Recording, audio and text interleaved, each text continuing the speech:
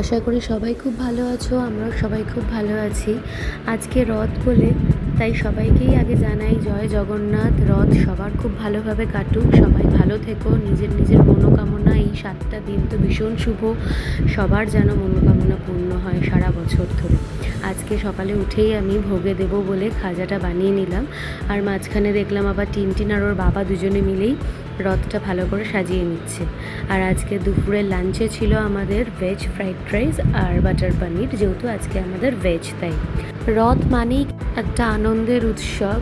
আমার মনে পড়ে যায় আমরা স্কুল থেকে ফিরে খুড়তুতো ভাইদের সাথে বসে সারা দুপুর ধরে রথ সাজাতাম, তারপরে বিকেলবেলা নিয়ে বেরোতাম পাড়ায়, আর সবাইকে প্রসাদ দিতাম, আর যেই টাকাগুলো আমাদেরকে ওনারা দিত সেগুলো দিয়ে আবার আমরা পরে ফিস্টও করতাম।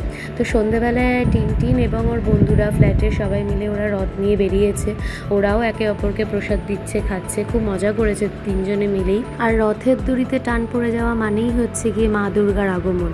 তো আমরা এই আশাতেই এখন আছি যে কবে মা আসবেন, আর আমরা সবাই খুব ভালোভাবে দিনগুলো কাটাবো। এই পুজো আসছি আসছি ব্যাপারটা কিন্তু খুব মজার, এসে গেলে তো হুট করে চলে যায়। চলো তাহলে আবার একটা ভিডিও দেখা হবে, বাই।